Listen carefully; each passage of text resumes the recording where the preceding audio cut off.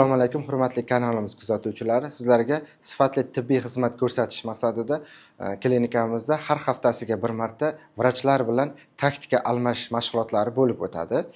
Mashg'ulotlar jarayonini YouTube'ga qo'yishimizdan maqsad o'sha kasallikni siz ham bilib olishingiz mumkin bo'ladi. Bugungi mavzuyimiz siydalish nerv og'rig'i, ya'ni o'tirg'ish nerv og'rig'i. Bu kasallik juda ko'pchilikda uchraydi. Belda girija bo'lgan holatda oyoqda yoki chapda yoki o'ngga tortish holati bo'ladi. Bu holat siydalishni nerv, ya'ni o'tirg'ish nerv tortishi deb ataladi. Bu nerv tortishi 8 ta joyda bo'ladi. Birinchi holatda bel sohada tortish bo'ladi. Bu bel sohadagi girija bo'lganda yoki mushaklar qotib qolganda o'sha nerv qisilishi oqibatida siydalishni nerv to'liq oyoqda oxirigacha tortish berishi mumkin. Bunga nimalar sabab bo'ladi? Girija, umurtqada siljish holati sabab bo'ladi. Ikkinchi xil holatda belda mushaklari qotib qoladi. Undan keyingi holatda belda osteoxondroz. Ko'plarda shunaqa holat bo'ladi. O'tirib ishlash natijasida bel umurtqalari to'liq qotib qoladi. Natijada o'sha siydalishli nerv qisilib qoladi, oyoqqa to'liq tortish, og'riq beradi. Ikkinchi qisiladigan joyi bizda dumg'o'za hisoblanadi.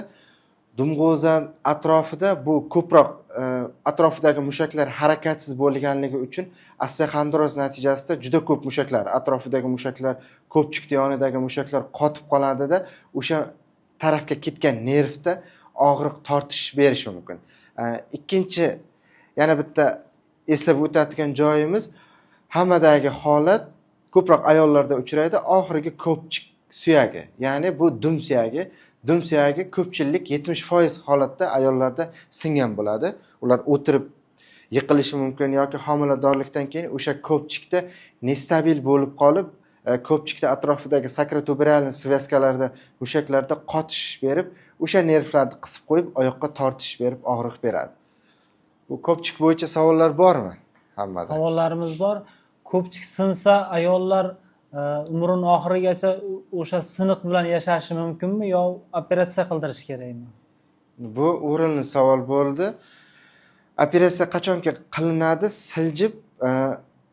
Siljib ketsa, asorat bersa, o'sha joyda vaspaleniya, отек bo'ladigan bo'lsa, operatsiya qilinib olib tashlanadi. Ko'pchilik holatda ko'pchik sinadi, lekin ayollar bilmagan holatda o'sha og'riq bilan yashaydi, keyinchalik o'sha ko'pchik bitib ketadi-da, bilinmay ketadi.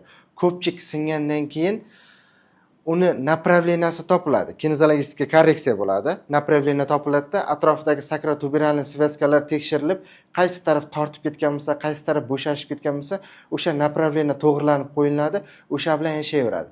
Faqat o'sha ko'pchik singandan keyingi asoratni, belda osteoxondroz ko'payib ketadi, bel umurtqasi qiyshayib qoladi yoki bel umurtqa to'g'ri bo'lib qolishi mumkin. O'sha asoratni oldini olish uchun bitta kinezologdan lecheni olib qo'yish kerak. Ko'p holatlarda operatsiya kerak bo'lmaydi. Uchinchi qisiladigan, siydalishli nervning uchinchi qisiladigan joyi bu dummani pastki o'rta uchligi hisoblanadi. Bu yerda noksimon mushak, ya'ni grushoidniy mushak joylashadi.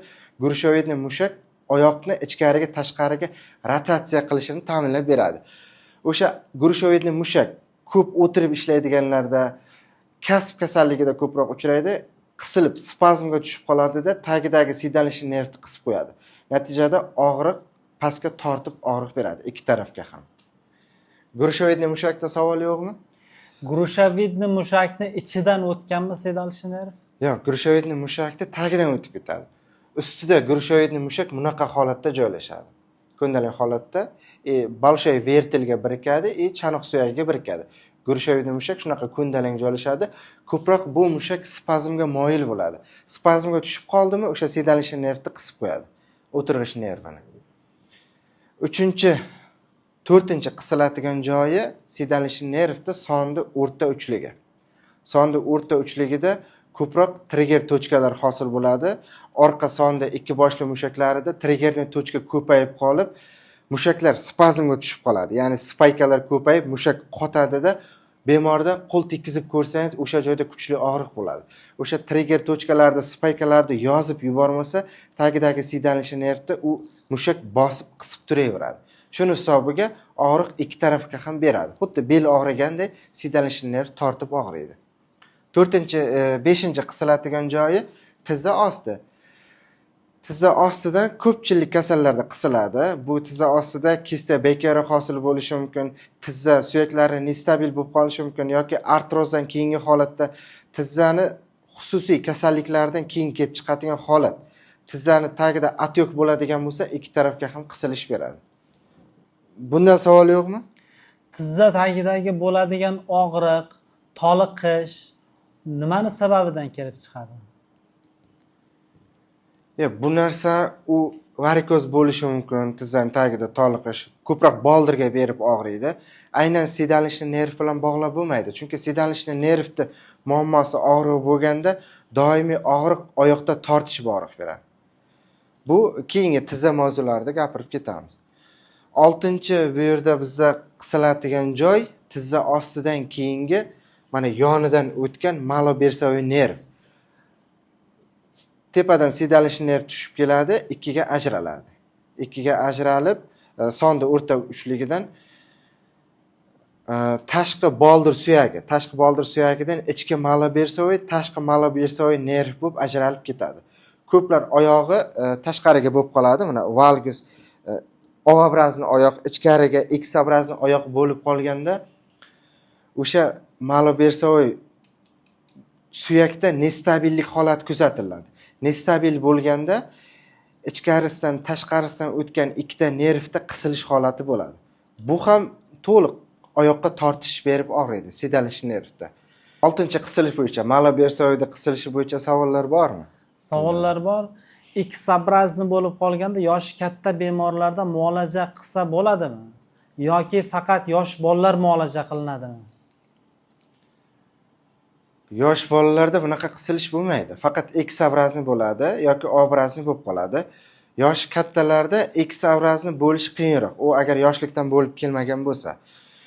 Bu yerda yosh kattalarda ko'proq O-obrazli shaklga kelib qoladi. Sabab mana tizzani ichidagi medial meniskda jarohati bo'ladi. Sonchonoq bo'g'imida muammo bo'lishi mumkin. Oyoq ikki tarafga O-obrazli bo'lib qoladi. O-obrazli bo'lgandan keyin orqadagi bu yoqda yonboshdagi malobersoviy mushak qotadi va o'sha malobersoviy suyak siljishi natijasida ichkari tarafga silji boshlaydi. O'sha joydan o'tadigan mana nerv kelyapti, ikkita joyga ajralib, bittasi ichki, bittasi tashqi malobersoviy nerv bo'lib oyoqda kaft yuzasiga boradi. Bu yerda qisilish bor yo'qligini aniqlash uchun o'sha joylar kinezologik korreksiya qilinib, o'zimizning usulda tekshirib chiqiladi. Bu holatda 100% tuzatsa bo'ladi, faqat tizza bilan qo'shib lechina qilinadi. Ichki tarafga ketib qolgan bo'lsa, obrazli bo'lishiga sabab bo'lgan bu tarafdagi mushaklar to'liq yechiladi. Minskrazif bo'lgan bo'lsa yoki tizzadagi artrozni to'g'irlash uchun lechina ketadi. Bu holat o'zidan o'zi yaxshi bo'ladi. Ya'ni joyiga kelgandan keyin. 7-chi qisiladigan joyi boldirda o'rta uchligi. Boldirda o'rta uchligida juda ko'pchilikda kuzatiladigan holat, odam tanasidagi to'liq orqadagi mushaklar hammasi spazmga, gipertonusga tushib qoladi. Asosan ikronojniy mushak, boldirda orqasidagi mushak tarashadek qotib qolganligi evaziga nerv oxirlari o'sha joydan ham qisilishi mumkin. Tepaga to'liq og'riq berib yuboradi. Xuddi sedalishi nerv beldan tortib og'riganday, bu yoqdan qisilsa ham tepaga og'riq beradi. 8-chi qisiladigan joyi asosiy ahamiyatga ega joy, ikkita to'piq hisoblanadi. Tashqi va ichki to'piq. Tashqi va ichki to'piq qachonki odamda nestabil bo'lib qolsa, bu yerda nestabil bo'lib qolishiga sabab odamlarda oyog'ida yassilik holati bo'lishi mumkin yoki O-obrazli, X-obrazli oyoqda to'piq nestabil bo'lib, o'sha joydagi nervlar qisilib, to'liq tepaga og'rishi mumkin. Bu tushunarli bo'ldi. 8 ta joydan qisiladi. Endi lechina qilganimizda aynan belda o'zidan qidirilmaydi-da, hamma 8 ta tochkani ko'rib chiqishimiz kerak bo'ladi o'zimizda testlar orqali. Boldir qismidan savol bor. Boldirda oyoq tomiri tortib qolish hammada kuzatilgan. Oyoqni tomiri tortadimi yo nerv tortadimi? Buni asoratlari nima keltirib chiqaradi? Bu yerda bunaqa narsa bo'ladi-da. O'zi aslida odam tepadagi muammo sabab boldir nagruzkaga tushadi. Kimdadir bo'yni qotadi, kurakda orqasida achishish, og'riq bo'ladi, keyin belda og'riq, oyoqda toliqish bo'ladi. Hammasi sabab tepada yotadi. Biz tepani lechina qilib kelishimiz kerak-da. Endi buni o'zi aynan sababi boldir mushaklari doim gipertonusda, spazmga qotib qoladi. Mushak qisqarib bo'shashib ishlash kerak-ku, o'sha sistema boldirda yo'qoladi. Qandaydir qaltis harakat qilganda yoki oyoqni kerib uzatganimizda boldir mushaklari bitta qisqaradida bo'shasha olmay qolib ketadi. Shu vaqtda birdan tortish beradi. U tortishgan narsa tomir bo'lmaydi, nerv bo'ladi, keyin mushakni o'zini tollari tortishadi. Agar o'shanga bitta zanjirdagi mushak, bagi zanjir bo'yicha dars o'tganmiz-ku, o'sha mushaklarni, zanjir qatoridagi mushaklarni bo'yinda orqasida, kurakni orqasidagi, beldagi kvadratli mushaklar, dummadagi mushaklar, hamma mushaklarning ishini biz to'g'irlaganimizda boldirdagi spazm o'zidan o'zi ketadi. Bu degani bu yerda shunday xulosa keladi, boldirda doimiy biz uqalab, masaj qilgan bilan bari foydasiz. O'sha narsa vaqtincha qisman bo'shaydi-da, tepadagi sabab yo'qolmaganligi uchun boldir yana tortishib qolaveradi. Tortish sababi o'sha. Keyin yana bitta savolim bor. Kechasi uxlab yotganimizda boldirda mushagimiz tortib qolsa, nima qilishimiz kerak? Turishga imkon bermaydi. Shunaqa og'riq bilan tortishadi.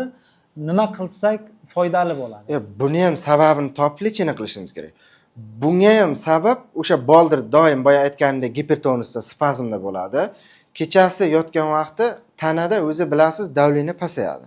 Qon aylanishi sekinlashadi. Spazmda turgan mushaklarga qon yaxshi bormaydi. Aynan qayerda bo'lsa ham, belda bo'lsa ham, boldirda bo'lsa ham spazmda turgan mushaklarga qon bormasligi natijasida kechasi birdan spazmga tushib qoladi. Boldir tortishib qoladi. O'sha vaqtda boldir tagiga issiq narsa qo'yish kerak bo'ladi.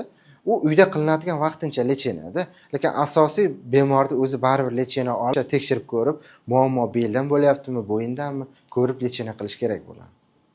Yana qo'shimcha savollar bormi? Sedalishi nervni to'liq muolaja qilib chiqqanimizdan keyingi holatda ham og'riq to'xtamasa, nima qilishimiz kerak? Bu yerda haqiqatan shunaqa bo'ladi. To'liq lechena olgandan keyin ham kasallarda og'riq to'xtamaydi. Hamma joyda muammo qolmadi. Biz aytgan narsani to'liq ko'rib chiqdik.